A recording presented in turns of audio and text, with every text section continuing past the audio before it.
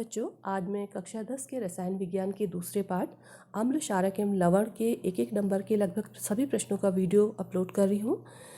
इसमें एक नंबर के जो प्रश्न लिए हैं वो बोर्ड में काफ़ी महत्वपूर्ण हो सकते हैं, इसलिए आप इन प्रश्नों को अपनी कॉपी में नोट कर याद करिएगा। तो शुरू करते हैं आज का वीडियो प्रश्न नंबर 1 से। प्रश्न नंबर 1, अम्ल धातु के साथ अभिक्रिया करके सामान्यतः कौन सी गैस देते हैं? इसका उत्तर है अम्ल धातु के साथ अभिक्रिया करके हाइड्रोजन गैस देते हैं। अगला प्रश्न, अम्ल का जलीय विलयन विद्युत का चालन करता है क्यों? इसका उत्तर है अम्ल का जलीय विलयन विद्युत का चालन करता है क्योंकि अम्ल जलीय विलयन में हाइड्रोजन आयन यानी H पॉजिटिव आयन उत्पन्न करते हैं जो कि विद्युत धारा के प्रवाह के लिए उत्तरदायी होते हैं। अगला प्रश्न, लिटमस पत्र पर अम्लों का क्या प्रभाव पड़ता है? तो इसका उत्तर है अम्ल नीले लिटमस को लाल कर देता है। इसको हम याद करने के लिए अनिल लिखते हैं, यानी अ से अम्ल, न से हो गया नीले लिटमस को और ल से हो जाता है लाल, यानी अनिल। अम्ल नीले लिटमस को लाल कर देता है। तो इसका अगला प्रश्न है, एक विलयन लाल लिटमस को नीला कर देता है, विलयन की प्रकृति बताइए। तो देखिए, अभी हमने अम्ल के लिए पढ़ा था अनिल, यानी अम्ल नीले लिटमस को लाल कर रहा है क्योंकि ये क्या कर रहा है, लाल लिटमस को नीला कर रहा है, तो ये कैसा होगा, ये क्षारीय होगा।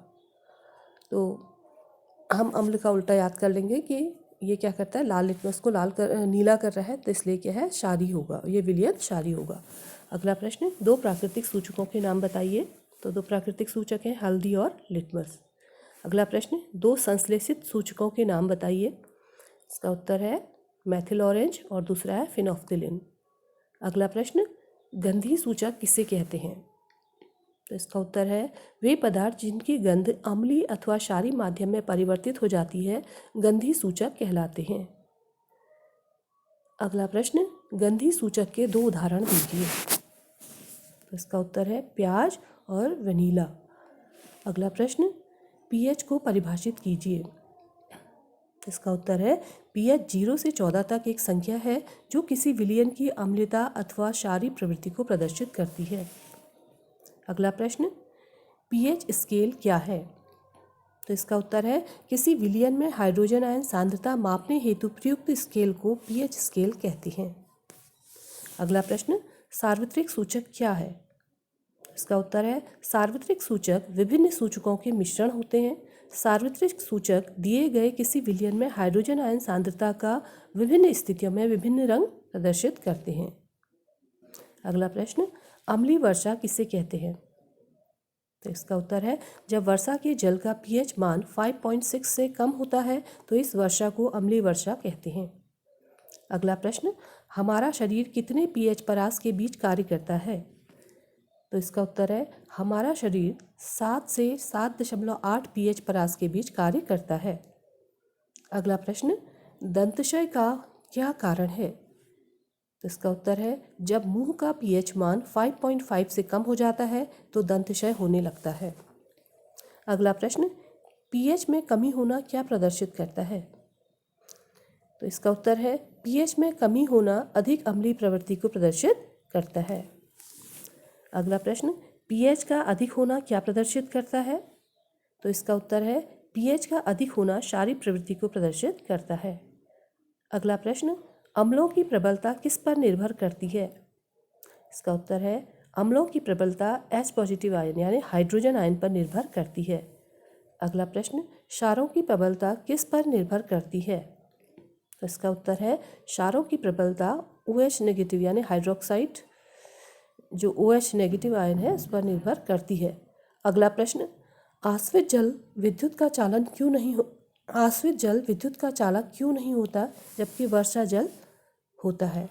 तो इसका उत्तर है आश्रित जल विद्युत का चालन नहीं करता क्योंकि यह उदासीन होता है तथा हाइड्रोजन आयन उत्पन्न नहीं करता जो विद्युत चालन के लिए उत्तरदायी होते हैं।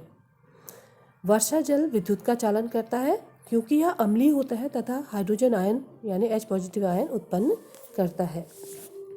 अगला प्रश्न, ताजे दूध का पीएच मान 6 होता है, दही बन जाने पर इसके पीएच मान में क्या परिवर्तन होता है? तो देखिए, इसका उत्तर है दूध के दही में परिवर्तित होने पर दूध का पीएच परिवर्तित होगा तथा यह 6 से कम हो जाएगा।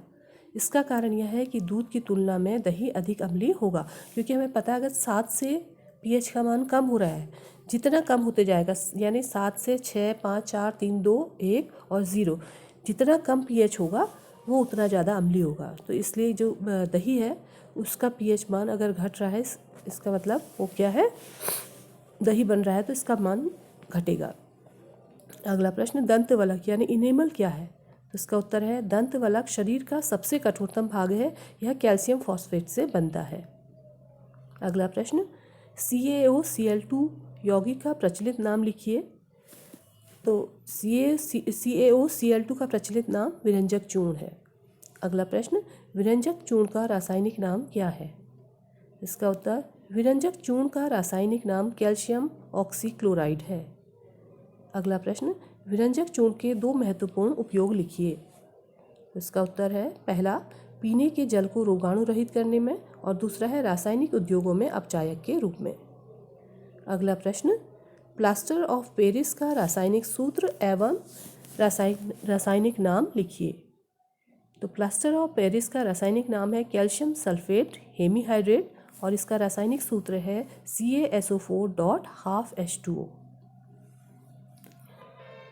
अगला प्रश्न, प्लास्टर ऑफ पेरिस के 2 उपयोग लिखिए। इसका उत्तर है प्लास्टर ऑफ पेरिस के 2 उपयोग, पहला खिलौने, मूर्तियाँ तथा सजावट का सामान बनाने में, और दूसरा टूटी हड्डियों को जोड़ने में। अगला प्रश्न, धावन सोडा का रासायनिक नाम एवं सूत्र लिखिए। तो धावन सोडा का रासायनिक नाम है सोडियम कार्बोनेट डेकाहाइड्रेट, और इसका रासायनिक सूत्र है Na2CO3.10H2O। 10 यहाँ पर डेका, इसके हम इसको कहते हैं डेकाहाइड्रेट।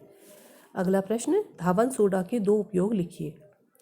तो धावन सोडा के 2 उपयोग, पहला कठोर जल को मृदु करने के काम आता है, और दूसरा घरों में धुलाई के काम आता है। अगला प्रश्न, बेकिंग पाउडर का रासायनिक नाम एवं सूत्र लिखिए। तो बेकिंग पाउडर का रासायनिक नाम है सोडियम हाइड्रोजन कार्बोनेट, और इसका सूत्र है NaHCO3। अगला प्रश्न, बेकिंग सोडा के 2 उपयोग लिखिए।